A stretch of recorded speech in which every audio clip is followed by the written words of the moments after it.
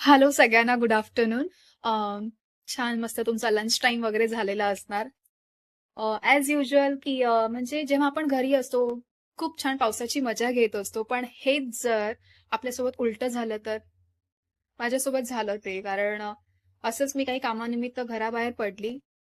बाहेर पडली तेव्हा इतकं कडक ऊन होतं, की म्हणजे पाऊस पडण्याचा काही चान्सही नव्हता.